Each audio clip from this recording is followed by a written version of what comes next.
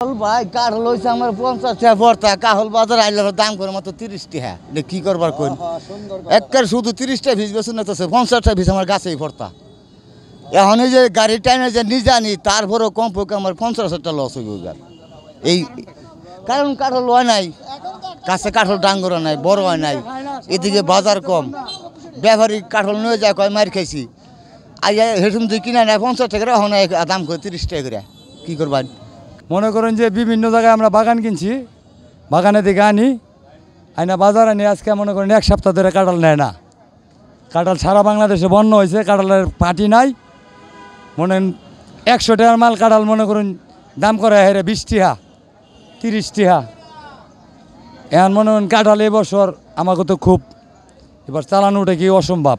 কাঁঠাল বাগানেও হয় নাই, এদিক দিয়ে বন্যা দেশে, সিলেটে কাঁঠাল খায় না, মুন্সিগঞ্জ খায় না। আমি আছি নোয়াখালীতে, কাঁঠাল কিনতাম জরিনা বাজার। এখন কাঁঠাল কিনতেছি একরকম হয়ে যায় আরেক রকম। উপরে যে বাঁশ দিয়ে আমরা ব্যবসায়ী তো কাঁঠাল বেছে হরে জামজাম করণ লাগে। কাঁঠালের যে দাম, একটা কাঁঠাল 150 টাকা 200 টাকা করে কিনি আমরা। কেনার পরে দেখা গেছে 20 টাকা 40 টাকা দামের কাঁঠাল ওটার ভিতরে ঢুকে যায়। এরভাবে আমরা কীভাবে আমরা ব্যবসা বাণিজ্য করতে হয়, আমাদের খুব ইয়ে হইতেছে, কষ্ট হইতেছে। আমি কইছি 1200। আপনার দাম চাইছেন কত? 2500 টাকা। আর আপনার দাম বলছেন কত? 1200। এত ডিফারেন্স কেন? আরে একবার দাম কম কয় এরা। কাঁঠাল তো গরমের নাকি কাঁঠাল খাইতেছে না। এটার মধ্যে হলো ওই যে আপনার ওই হিলটেসের কাঁঠাল যে রয়েছে ওই দিকের কাঁঠালের দাম কম। ওই দিকের কাঁঠাল শেষ হইলে তারপরে এদিকে দাম পাওয়া যায় বেশি। এই হলো মেন, এই হলো এটা। আর এক সপ্তাহ পরে কাঁঠালের বাজার উঠবো। সুবিধা আসলে অন্যান্য বছর থেকে কম, কাঁঠালের বাজারও কম, সব দিক দিয়ে কম। ফাটি খুব কম, এদিকে বৃষ্টি নাই, রোদের লাগা ফাটি আয় না। প্রতিদিন 1000-1200 টাকা ইনকাম হয়। অন্যান্য বছর আরও বেশি ছিল, এবার কম। হ্যাঁ, এবার বাজার ডাকও বেশি, এই কারণে আমাদের খাজনা আর কি বেশি। গেছে বছর দিছি 6 টাকা, ডাকা ছিল কম, এবার ডাক বেশি। কমানোর সুযোগ নাই, যদি বাজার কমিটিরা পারে।